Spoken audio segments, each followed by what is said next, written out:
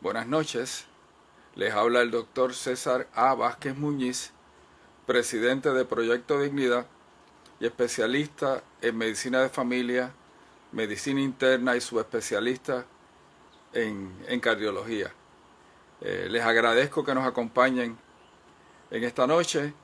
Hoy vamos a hablar un poco vamos a seguir hablando, ¿verdad?, en este programa Diálogo con el Pueblo, de esta realidad que nos ha cambiado la vida, esta realidad que no solamente nos ha afectado a nosotros, sino que ha afectado a todo el mundo. En algún momento nos va a acompañar por teléfono la licenciada y consejera profesional Elian Martínez González, que nos va a hablar un poco, ¿verdad?, sobre cómo manejar este asunto de la salud mental de la familia, de cada persona. Así que acompáñenos. Importante, notifique a otras personas que ya estamos dando el programa para que ellos también se beneficien. Y si usted tiene alguna pregunta, pues con mucho gusto, en la medida, ¿verdad?, en que esté a nuestro alcance, se la vamos a contestar. Saludos a Clarimar desde algún lugar del área metropolitana, a Yanice y a Eduardo. ¿Dónde estamos? ¿Cuál es la realidad del coronavirus en este momento? Así que voy a compartirles algo de información que es importante que entendamos. En la página de la Universidad de Johns Hopkins se dice que hoy, al 29 de marzo, hay en todo el mundo 685.623 personas diagnosticadas con el coronavirus, que han habido 32.988 muertes y que están afectadas 177 países, regiones. En otras palabras, estamos hablando de algo que básicamente está arropando al mundo. Así que, para que tengan una idea, los muertos en Italia ya son más de 10.000, en España sobre 6.000. China se ha quedado alrededor de los 3.000, pero ya Estados Unidos tiene cerca de 2.200 muertos. Esto es a esta mañana. Obviamente, según ha pasado el día, estos números han ido en aumento trágicamente. Quiero hablarles del municipio 79 de Puerto Rico, de Nueva York. Saludos a Mari Carmen y a Margarita. Nueva York tiene a esta mañana 32.308 casos. Pero es importante que usted sepa que el 15 de marzo lo que tenía eran 269. En 14 días ha subido a 32.308 casos. Importante, saben que se había dicho que la gente joven tenían menos problemas con el virus. Pues quiero decirles que en Nueva York el 45% de los contagiados tienen menos de 44 años. 44 años o menos. Y solo el 47% tiene sobre 50 años. Así que es importante que nos demos cuenta que afecta a todo el mundo. De hecho, hoy estuve leyendo de que uno de los hospitales de Nueva York, un hospital que está dedicado a partos, tuvo varias mujeres que después del parto se complicaron y cuando le hacen los exámenes salieron que tenían coronavirus. Interesantemente, estas mujeres no tenían síntomas, ni tan siquiera tenían fiebre cuando llegaron al hospital. Así que la perspectiva de cuántos están en peligro por el coronavirus aumenta. Importante, cerca del 20% de los afectados en Nueva York han sido hospitalizados y solo un 2% ha muerto. Pero, entre los menores de 64 años, de ese 2%, un 30% son menores de 64 años. En otras palabras, no solamente la gente joven se enferma, tienen también el riesgo de morir. Y aquí solamente estamos hablando de los que se hospitalizan y de los que se mueren. Hay gente que van a sobrevivir a la enfermedad, pero van a quedar con disminución de su capacidad pulmonar. Me preguntan si es posible ser portador y no presentar ningún tipo de síntoma. Eso es cierto. Probablemente el 80% de la gente contagiada o no va a tener síntomas, o los síntomas son muy leves. Interesantemente, aún aquellos que van a desarrollar síntomas pueden ser contagiosos antes de desarrollar los síntomas. Y los síntomas, una vez uno se contagia con el virus, el periodo de incubación puede estar entre 2 a 4 días, a veces un poco más. Así que antes de uno tener síntomas, sí, ya uno es contagioso. Y hay gente que nunca va a tener síntomas y va a ser contagiosa. Saludos a Héctor, saludos a Laida. Así que, importante, en este momento el sistema de salud de la ciudad de Nueva York está a punto de ser abrumado, de no tener más camas para hospitalizar gente, de no tener más camas de intensivo, de no tener más ventiladores para atender a aquellos que se van en fallo respiratorio. ¿Cuál es la realidad de Puerto Rico? Este es el resumen que envía el Departamento de Bioestadística y Epidemiología de la Escuela Graduada de Salud Pública de la Universidad de Puerto Rico. Y este informe es al 27 de marzo. Estamos a 29. Este informe es al viernes pasado. Al viernes pasado teníamos 100 casos. Hoy sabemos que son 129 por lo menos diagnosticados. De esos 100 casos, importante, esos 100 casos se diagnostican en 839 pruebas que se hicieron. Básicamente un 12% de todas las pruebas salieron positivas. Y esto incluye los que están en el hospital de veteranos, los que han sido evaluados por el laboratorio del Departamento de Salud y los que han sido evaluados por los laboratorios privados. Pero hay 792 pruebas pendientes de resultados. Eso significa que un 12% de este grupo sumaría 94 casos más. Así que en este momento, saludos Sheila y Anet, en este momento puede ser que hayan cerca del doble de los casos allá afuera. Y si la cifra de que por cada uno diagnosticado hay de 5 a 10 más contagiados, pues ustedes pueden tener una idea de que la cosa puede estar entre 500 a 1000 personas contagiadas. En este momento, recuerden, estos son cifras básicamente estadísticas. Importante, en Puerto Rico, de los contagiados, el 35% tiene 49 años o más.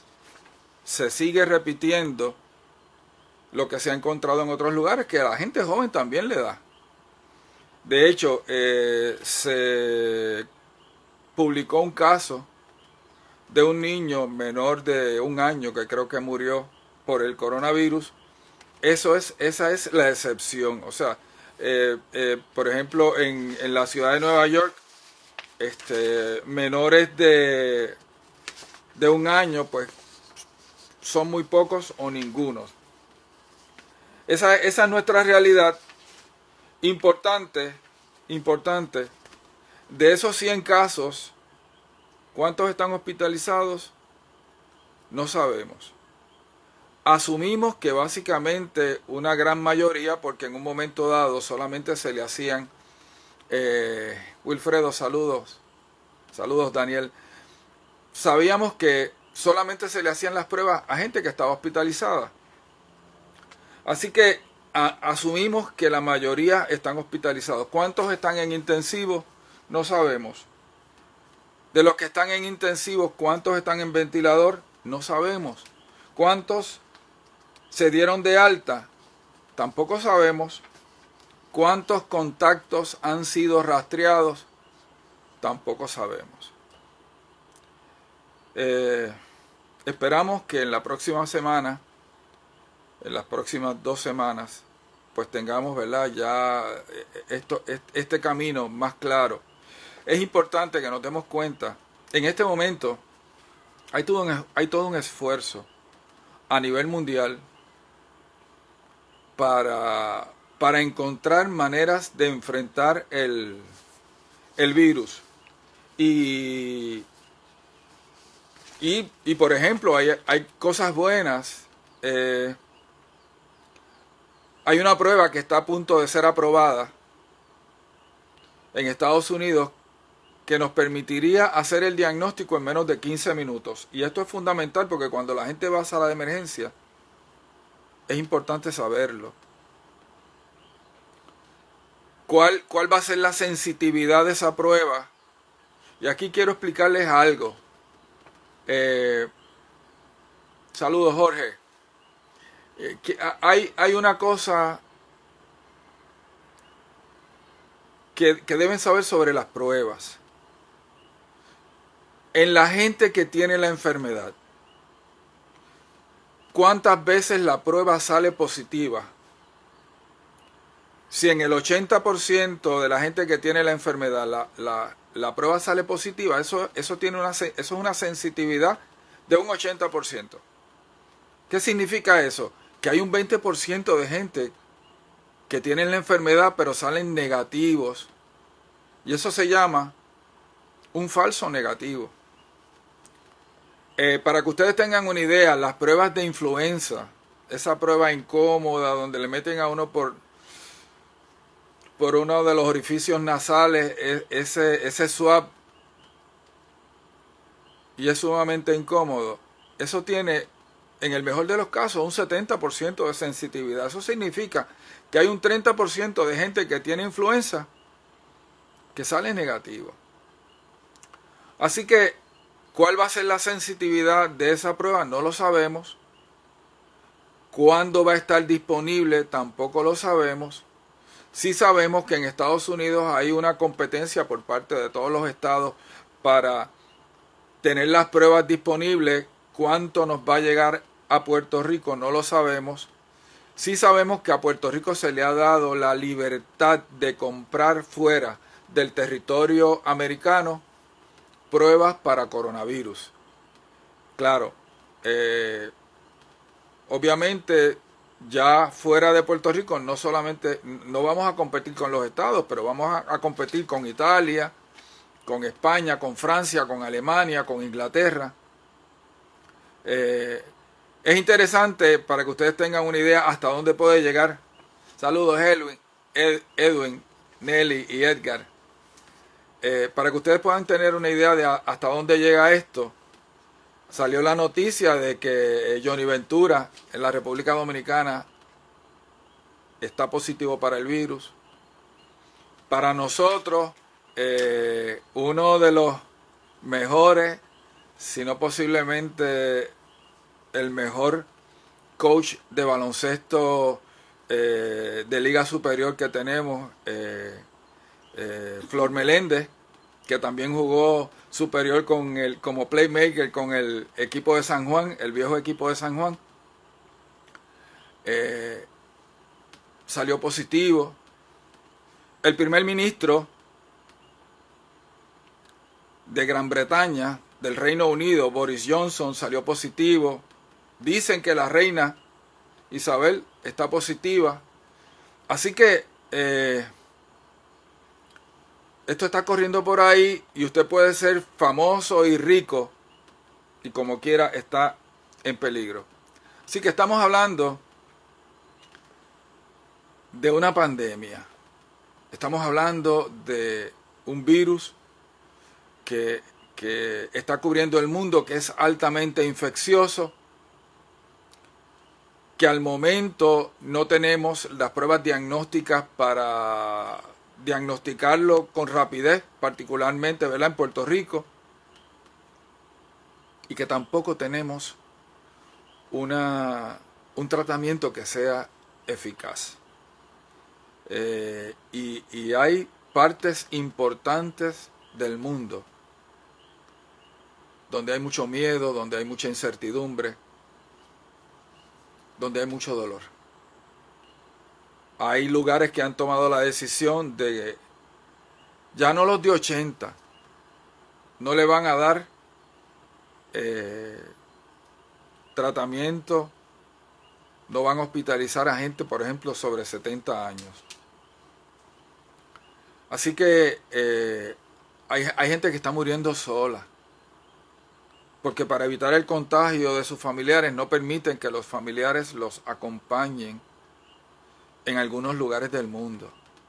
Yo quiero que usted piense, en que usted lleva a su papá, a su mamá, a su hermano al hospital y ni tan siquiera le permiten volver a verlo y compartir con esa persona. Así que la realidad es que ha sido algo,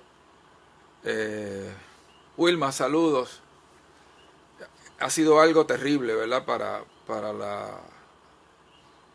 la humanidad. Me preguntan si esto puede haber sido creado. La realidad es que no. La realidad es que el coronavirus se parece mucho a coronaviruses, viruses que estaban ya presentes en algunas especies de murciélagos, en otro animal que ellos le llaman el pangolín, ¿verdad?, algo que es, ¿verdad?, desconocido en Puerto Rico. Así que son circunstancias bien difíciles que estamos enfrentando, no solamente en Puerto Rico, se están enfrentando, ¿verdad?, en todo el mundo. Y aquí nos preguntamos, ¿qué podemos hacer? ¿Qué podemos hacer?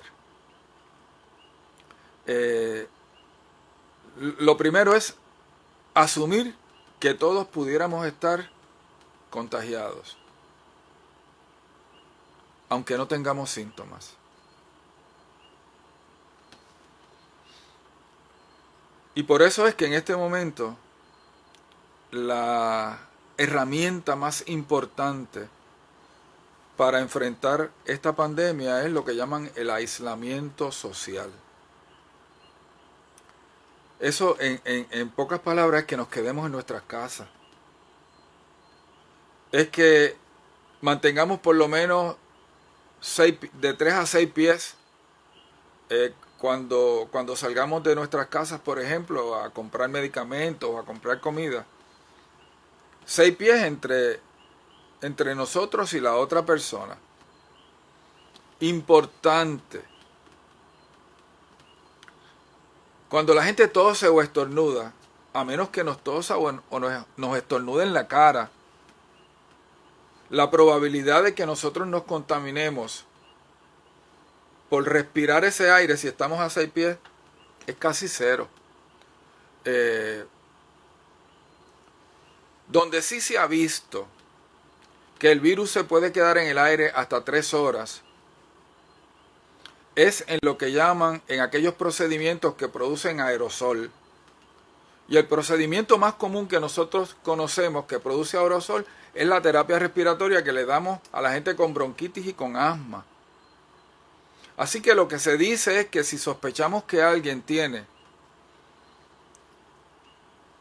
coronavirus, que no le demos terapia respiratoria con una máquina, que utilicemos un inhalador, a lo mejor con un aparato que se puede utilizar para gente que tiene problemas para coordinar la inspiración con disparar el inhalador,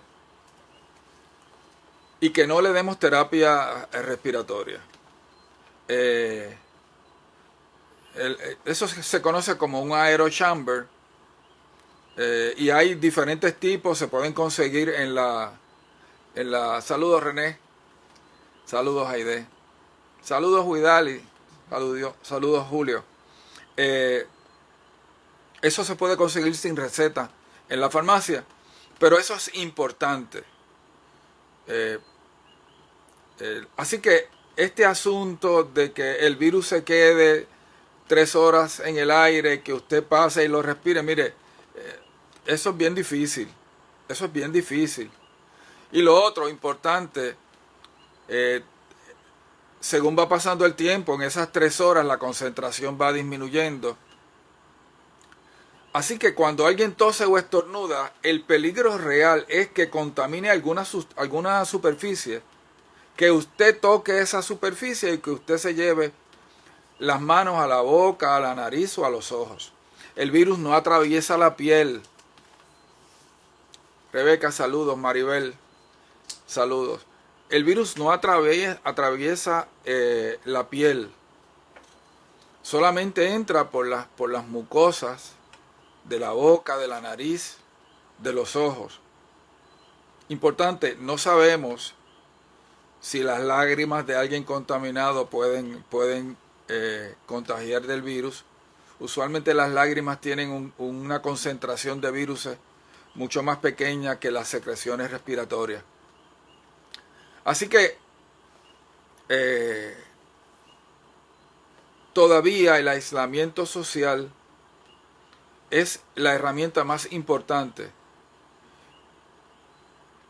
Hasta ahora llevamos 2 semanas porque la señora gobernadora impuso ¿verdad?, la restricción en el movimiento para el 15 de marzo, estamos al 29, y ahora se anunciaron 2 semanas más hasta el 12 de abril. Créanme, quisiera equivocarme, pero yo creo que vamos a necesitar por lo menos hasta el 30 de abril y cuidado si hasta mayo. De hecho, en Estados Unidos, en algunos lugares, el aislamiento social se ha establecido hasta el 30 de abril. Eso es importante, eso es importante. Si tocamos una superficie contaminada, ¿cuánto tiempo permanece el virus en nuestras manos? Pues mire, si usted se lava las manos rápido, si usa un gel con alcohol al 70%, si usa, por ejemplo, una mezcla de Clorox con agua de 9-1, y usted se lava las manos con eso, el virus muere rápidamente. Si las manos se mantienen húmedas, el virus va a estar más tiempo. Así que vuelvo y repito, lo más importante es que usted se quede en su casa. Eso pues no es fácil, pero es mejor que tener un familiar muriéndose, que no poder celebrarle un entierro porque no puede ir mucha gente. Es triste que un hijo de uno se quede con un 30% menos de capacidad pulmonar para toda la vida. Y aquí aclaro, no sabemos Saludos Luis y Miguel. No sabemos si no sabemos si aquellos que tienen restricción en la capacidad pulmonar, esa restricción va a durar toda la vida. Pero sí sabemos que es lo más probable porque el virus destruye tejido pulmonar. Y tenemos que estar bien claros en eso. Así que no son solamente los que mueren, es que es un 20% de la gente que se tiene que hospitalizar y que va a sufrir daño. Y yo solamente quiero hacer con ustedes unos cálculos. Nosotros tenemos 3.2 millones de habitantes. Pónganse que se contagia el 50%, 1.6.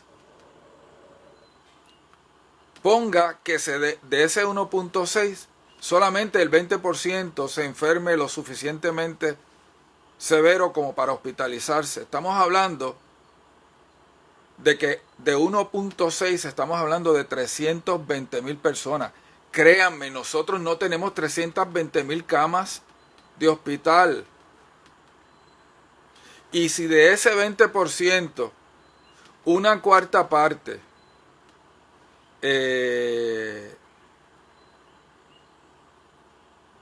necesita intensivo, estamos hablando de 80,000 personas. Nosotros no tenemos 80,000 camas de intensivo. Y si de esas 80,000 personas, la mitad necesitan ventiladores, estamos hablando de 30 a 40,000 ventiladores. En Puerto Rico en este momento no llegamos a 10, 12,000 ventiladores. Así que, en este momento, el arma más importante que tenemos es el distanciamiento social. ¿Y saben qué? Esto es como cuando usted va a una tienda y no tienen lo que anunciaron en especial y le dan un rain check. Mire, todos los abrazos, todos los besos, todos los apretones que usted no le ha podido dar a los que usted ama. En este momento, pues se los da cuando se pueda. Pero usted le va a poder dar abrazos y apretones y besos a gente viva. A los muertos los tendremos que llorar.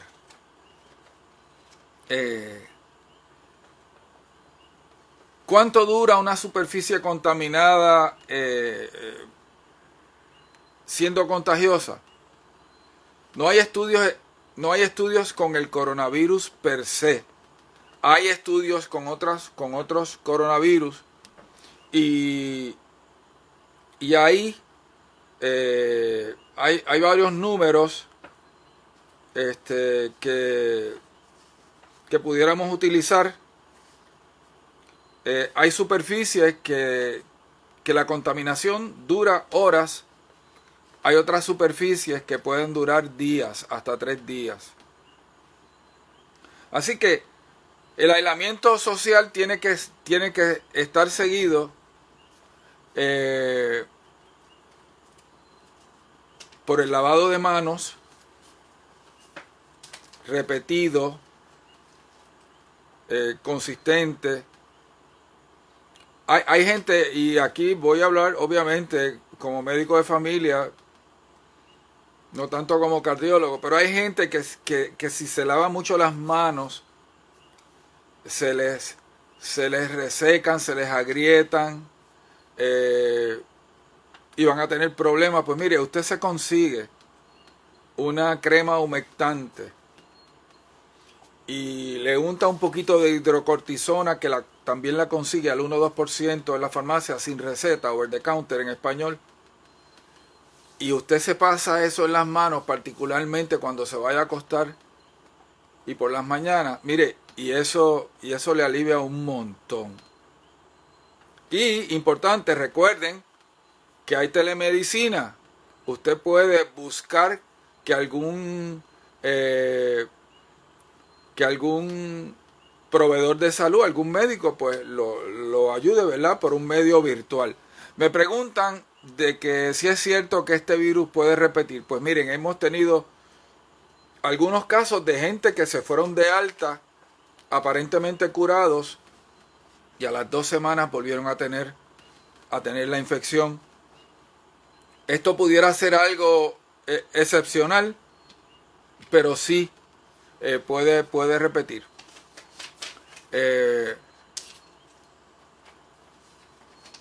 El cobre, una superficie de cobre, yo en lo único que puedo pensar en un chavito prieto.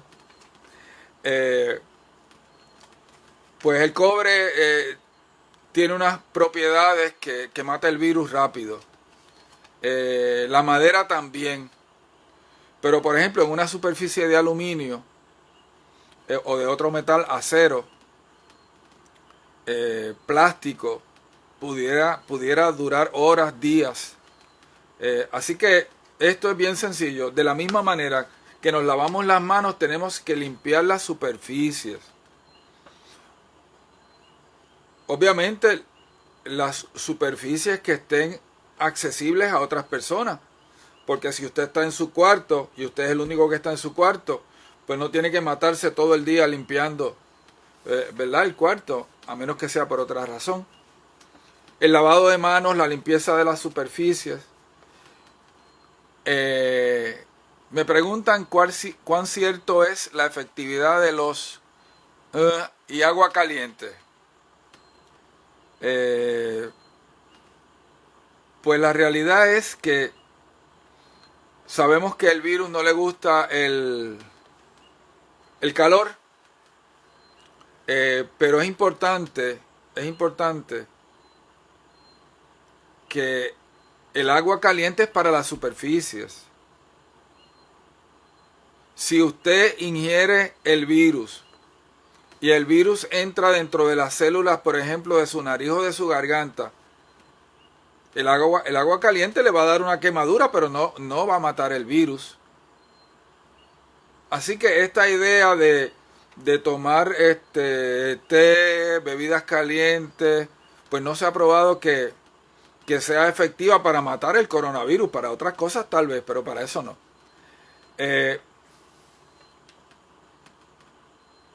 Es posible que toda la población se enferme aún con la cuarentena. Con la cuarentena es bien difícil que toda la población se enferme. Y importante, el virus no está en el aire. A menos que usted esté en una habitación donde le hayan dado terapia respiratoria a una persona que tiene el virus. A menos que usted esté en el proceso donde estén intubando a un paciente que está en fallo respiratorio y necesita ventilación mecánica.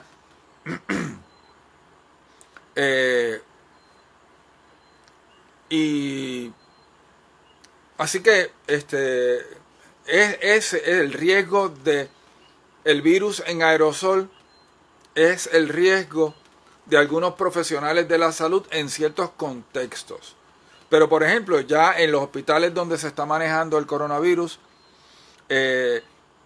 solamente están entrando a intubar el paciente 2 o 3 personas, no se le da terapia respiratoria, se le da broncodilatación de otra manera.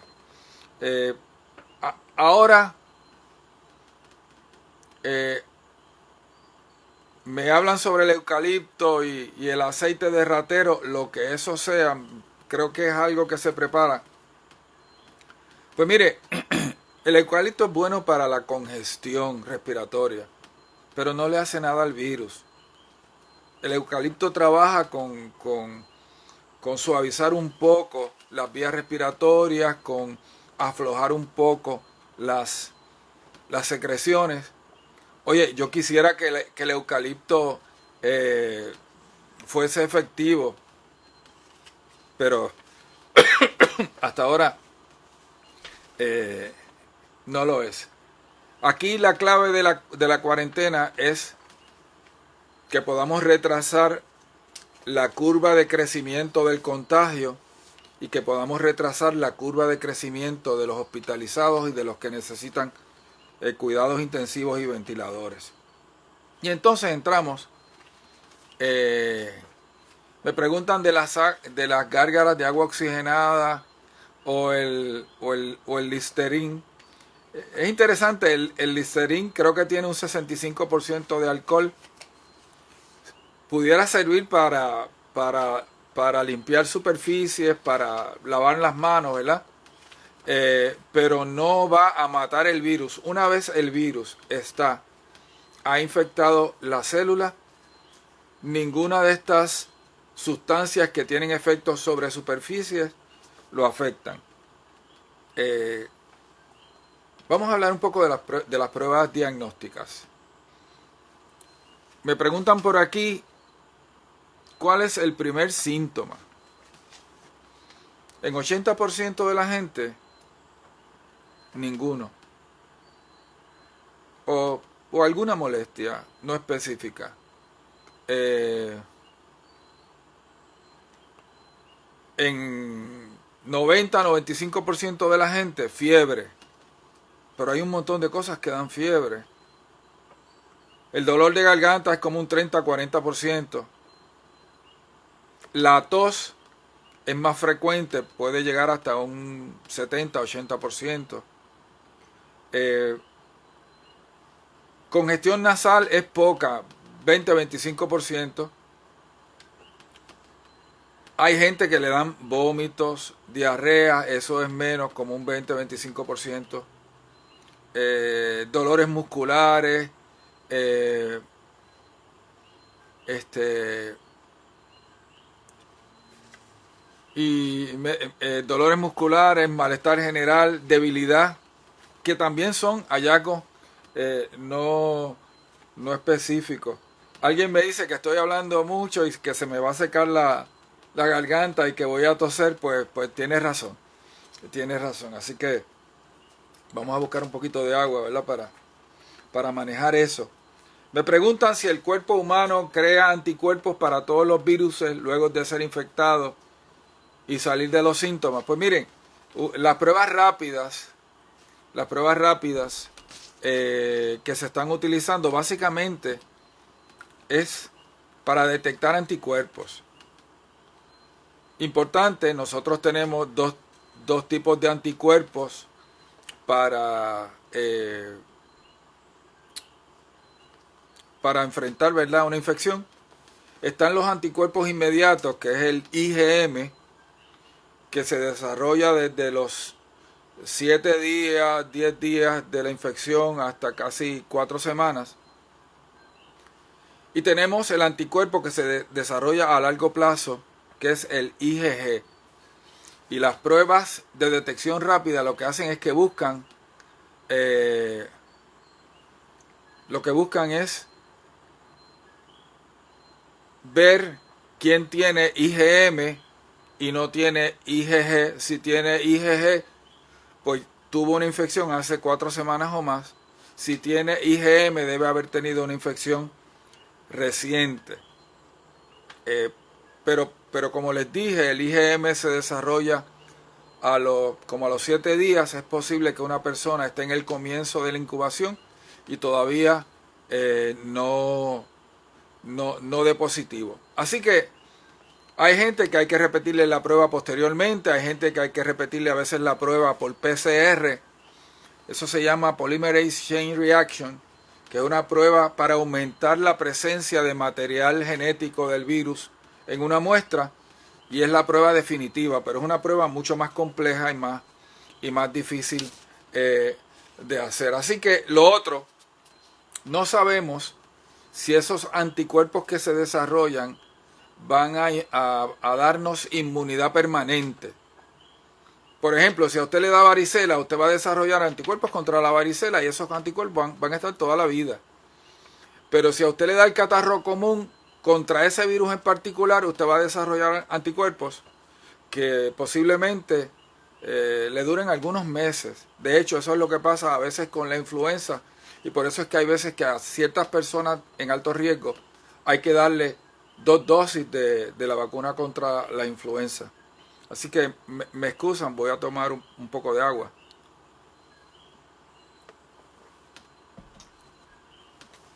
Eh, No hay tratamiento disponible todavía. Sí hay varios estudios corriendo, estudios con antivirales, estudios contra sustancias contra las llamadas citoquinas, que son sustancias que el cuerpo produce en una reacción inflamatoria.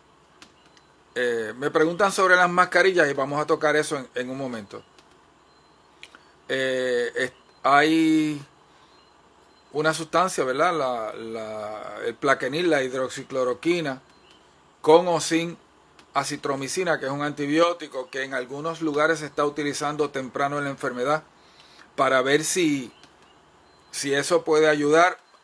Han habido algunos desarrollos positivos, todavía no lo sabemos. Quiero hablar un poco de las mascarillas antes de llamar a Elian, porque queremos tocar el asunto del problema de salud mental que implica, ¿verdad?, todo esto. Las mascarillas N95, que son mascarillas especializadas, solo se deben usar en el contexto de un hospital por gente que esté manejando pacientes o que estén diagnosticados con coronavirus o que estén en alto riesgo y se esté esperando todavía una prueba para el coronavirus. Esa es la N95. Fuera de eso, se debe utilizar la mascarilla quirúrgica en el hospital para atender a todos los pacientes. Y ya se habla de que en el pasillo el personal obviamente no tiene por qué utilizar la mascarilla, pero hay gente que todavía la usa todo el tiempo. El personal, por ejemplo, que trabaja en sala de emergencia debe por lo menos tener mascarilla quirúrgica, y aquellos que vienen llamados a atender pacientes sospechosos de coronavirus deben tener la N95. Una persona en la calle no debe usar mascarilla a menos que esté estornudando, que esté tosiendo, que piense que de alguna manera pudiera estar contagiado con el coronavirus. Así que esta cosa de correr a comprar mascarillas, pues lo que ha hecho es que ha hecho mucho daño, porque el personal de salud que sí está a riesgo en este momento no tiene acceso a mascarillas. Se supone, por ejemplo, que algunas de estas mascarillas sean desechables, y en algunos lugares las están utilizando en varias ocasiones. Así que es ser prudente, es estar por lo menos a 6 pies de las demás personas. Y esto es importante, por ejemplo, en los supermercados, en las gasolineras, en todos los lugares, en la farmacia. Buenas noches. Buenas noches, Elian. Buenas noches, saludos César, saludos a todas las personas, ¿verdad?, que están pendientes a la grabación, a lo que estamos haciendo. Elian, ¿cuál es tu preparación? Bueno, pues yo soy consejera profesional licenciada, educadora, trabajo temas sociales y de familia, entre otros. Soy mamá y pertenezco también, ¿verdad?, a Proyecto Dignidad. ¿Qué consejos tú darías para trabajar, verdad, cómo se afecta la salud mental de la familia, de las personas, de los individuos? De los individuos. Mira, realmente, ¿me estoy escuchando? Sí, por lo menos okay. yo te escucho. Las personas la están escuchando. Si pueden ir comentando ¿verdad? Para saber que estemos al aire, que se esté escuchando sí, lo que hablamos. Se está escuchando. Ah, ok, perfecto. Loud and clear. Muy chévere. Realmente, esta, ¿verdad?, posible huella psicológica que pueda dejarnos esta crisis que estamos experimentando depende mucho de cómo la gestionemos, de cómo nosotros como pueblo, ¿verdad?, colectivamente, pero también a nivel individual y familiar, nosotros gestionemos toda esta situación. Sabemos que ante lo que estamos enfrentando, ¿verdad?, es normal que nosotros tengamos unos sentimientos muy fuertes de miedo, que nuestros niveles de estrés aumenten, que la ansiedad o que la angustia, ¿verdad?, se haga presente en estos momentos. Esto es normal. Sentirnos así en estos precisos momentos es algo natural, ¿verdad?, ante la imposibilidad de poder controlar lo que nos está ocurriendo. Sin embargo, es importante que nosotros, ¿verdad?, podamos tomar unas medidas básicas para cuidarnos y para poder manejar estas cosas, porque podrían salirse de control. Incluso, ¿verdad?, las personas que ya tienen alguna condición de salud mental diagnosticada o que ha padecido en el pasado, pues esto podría resurgir, esta situación podría, ¿verdad?, provocarles un resurgimiento o activar muchos sentimientos, ¿verdad?, que podrían afectarle. Hay unas recomendaciones básicas que nosotros podemos llevar a cabo para proteger nuestra salud mental o para cuidarnos en estos momentos. Y aunque no, ¿verdad?, nos han exigido y sabemos, ¿verdad?, es importante que el pueblo comprenda que es por nuestro propio bien, que esto son unas medidas temporales, que esto no va a ser permanente. Este distanciamiento, vamos a decir físico, social que nos han exigido, no es lo mismo que una desconexión social y no podemos o no debemos de verla así. El hecho de que no nos podamos estar viendo, ¿verdad?, físicamente en el mismo espacio, al contrario, debería animarnos a fomentar entonces esa conexión emocional o social, ¿verdad?, de utilizar las redes sociales, las llamadas telefónicas, los Zoom, los WhatsApp, para fomentar entonces esa conexión social emocional, que sería un factor protector en estos momentos. Otra cosa que podríamos estar haciendo nosotros, ¿verdad?, en nuestras casas, con nuestras familias o a nivel individual, es tratar de organizarnos. Sabemos, ¿verdad?, que esto ha trastocado un poco nuestra rutina, pero parte de lo que muchas veces exacerban los síntomas y el que nos sintamos mal es que estamos sin estructura y no sabemos por dónde caminar. Así que aunque estemos en nuestras casas o en nuestros hogares, una buena estrategia es que podamos organizarnos y establecer algunas rutinas o planes diarios, un itinerario en el que se le pueda dar algunas tareas o algunas responsabilidades a todos los miembros de la casa, porque se ha comprobado que organizarnos nos ayuda incluso a que nuestra funcionalidad mental esté mejor y trabaje mejor. Otra cosa que podríamos fomentar a nivel, ¿verdad?, personal, es no descuidar nuestra higiene.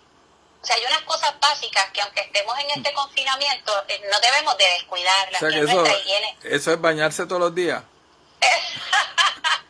Pues sí, entre otras cosas, asearnos, tener cuidado de nosotros, comer, alimentarnos, ¿verdad?, de la manera adecuada, dormir, tratar de dormir, tener mucho cuidado con lo que estamos viendo todo el tiempo. Yo sé que la tecnología y las redes sociales son un recurso o pueden ser un recurso, pero mal manejados podrían convertirse en una pesadilla. Y es importante que nosotros, ¿verdad?, no estemos todo el tiempo pendientes a todo lo que la gente está comentando o diciendo y tengamos espacios para desconectarnos de las redes sociales y fomentar la comunicación y el apego familiar. Y lo mismo hacer con nuestros hijos. Sabemos que, ¿verdad?, nuestros hijos en estos momentos tienen un sinnúmero de tiempo ¿verdad?, para ocio o para desconectarse de unas quizás funciones o responsabilidades que ellos tienen, ¿verdad?, en situaciones naturales o normales, pero es importante que nosotros también, ¿verdad?, supervisemos lo que nuestros hijos están haciendo en las redes sociales, al material que ellos se están exponiendo durante todo este tiempo. Estas son, ¿verdad?, parecen cosas sencillas, pero sumadas, todas juntas, pueden contribuir a que tengamos una salud mental, ¿verdad?, buena, aún en medio de una crisis, o que podrían incluso todas juntas fomentar el que tengamos una pobre salud mental y que unos síntomas, ¿verdad?, que quizás podrían ser naturales, llegasen a exacerbarse o a provocarnos que no podamos o que no estemos funcionando en nuestras, ¿verdad?, en nuestras cosas básicas de la vida. César, otra cosa que yo quisiera señalar, y es importante, ¿verdad?, que estemos claros que hay gente que está confinada, ¿verdad?, que está en sus casas, pero hay otras personas que están saliendo constantemente a hacer un trabajo activo en la calle.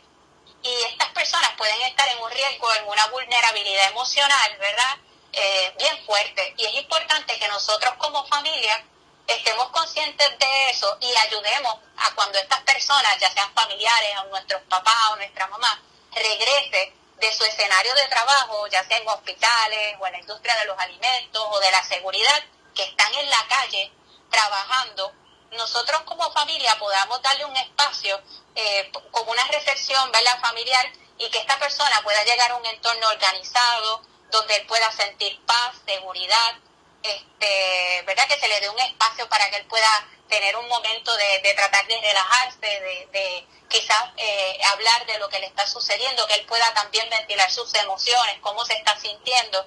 Y eso es bien importante porque estas personas están en un riesgo no solamente ante la situación de contraer este virus, sino de la vulnerabilidad emocional en la que podrían estar o estar burnout, ¿verdad?, porque están ahí en la línea de fuego constante. Así que nosotros como familia pudiéramos ayudarlos con nuestras intervenciones a aquietarlos, a calmarlos, a darle un espacio que ellos puedan sentirse, llegué a mi casa y tengo un espacio de seguridad y de tranquilidad en el que yo puedo volver a recargar mis baterías para volver a salir al otro día al trabajo. Elian, Sí. importante, la gente no puede estar pegada al internet y no puede creer todo lo que se dice. Y tampoco le puede dar share a todo lo que le llega, a menos que usted lo corrobore. Se nos hizo poco el tiempo. La realidad es que vamos a necesitar otra intervención tuya y esperamos que de manera tecnológica, ¿verdad?, la gente pues pueda verte y hacer preguntas. Hay mucha gente que está en pánico, angustiada, pensando que puedan tener el síntoma. Y yo quiero que hablemos un poco de eso. Hay algo fundamental. Mire, si usted está tomando medicamentos para la ansiedad, medicamentos para antidepresivos, está tomando algún otro medicamento, siga tomándolo. Es importante que no descuide el tratamiento que usted lleva, porque se va a decompensar y las circunstancias van a ser peores. Elian, agradecido. Yo sé que se te quedó más de la mitad de lo que querías decir. Lo diremos en otro momento. Claro, claro porque que sí. quiero decir algunas cosas antes de terminar. Saludos, gracias.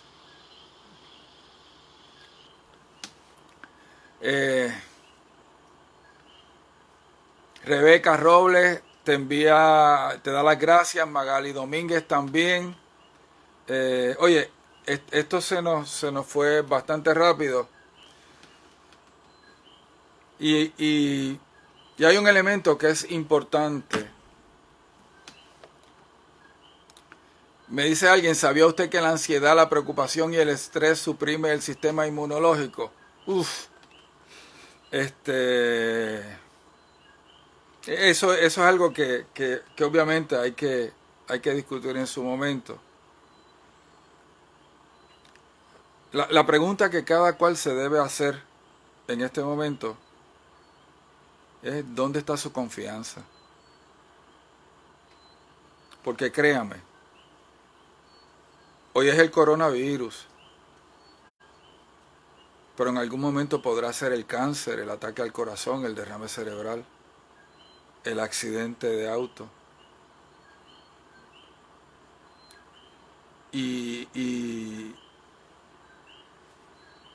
entonces, es que entonces usted se da cuenta de si usted ha construido su vida sobre la roca o está sobre la arena.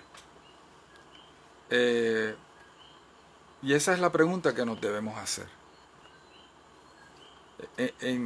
Nuestra vida depende de que alguien nos tosa al lado, de que esté disponible un medicamento o una prueba, o nuestra vida tiene otro fundamento.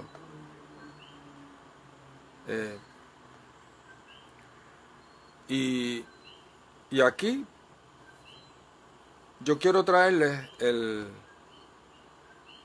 Salmo 31:15, la primera parte de ese salmo. David dice: en tu mano están mis tiempos. En tu mano están mis tiempos. Y él dice eso porque en el versículo anterior él proclama su confianza en Dios.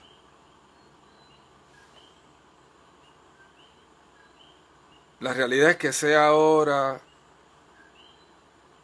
o sea más tarde, ya sea por el coronavirus, por otro virus o por otra razón que no sea un virus, la vida del ser humano pues tiene un término. Yo le digo a mis pacientes lo siguiente: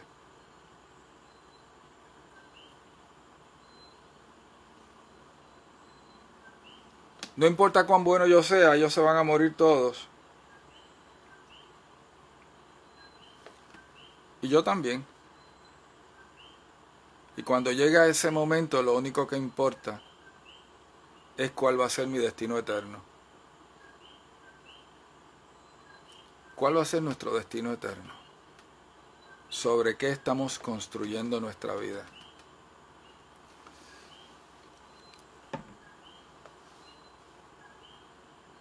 Salmo 31:14. Pero yo confío en ti, oh Señor. Digo, tú eres mi Dios. Mi futuro está en tus manos. En tu mano están mis tiempos. Y a fin de cuentas, de eso es que se trata. Sí, hay que ser responsable. Sí, nos preocupa. Sí, hay que seguir las directrices de los médicos, de los gobernantes. Pero también hay que buscar el rostro de Dios. Hay que confiar en Él. Este es el momento para orar con la familia. Este es el momento para orar por los que nos gobiernan, que tomen las decisiones. Este es el momento para orar por los que están sufriendo, tantas pérdidas. Mire, por la gente que está a solas en un cuarto de hospital esperando la muerte. Pudiera ser cualquiera de nosotros. Así que si lo único que trae todo esto es que estemos 2-4 semanas en nuestra casa, realmente no pasó nada. Los invito a que de la manera que usted conozca, como usted lo sepa, se acerque a Dios. Como usted lo conozca, como usted lo sepa. Al Dios al cual nuestra Constitución dice que como pueblo nos hemos creado este proyecto de montar un gobierno, y vamos a poner nuestra confianza en el Dios Todopoderoso. En el Dios que no le atemorizan los diagnósticos, porque él llama las cosas que no son como si fuesen. Él da vida a los muertos. Jesús dijo: en el mundo van a tener aflicción, van a tener dolor, confíen, yo he vencido al mundo. Les agradezco que nos hayan acompañado en esta noche. El domingo que viene, como dijo MacArthur, volveré.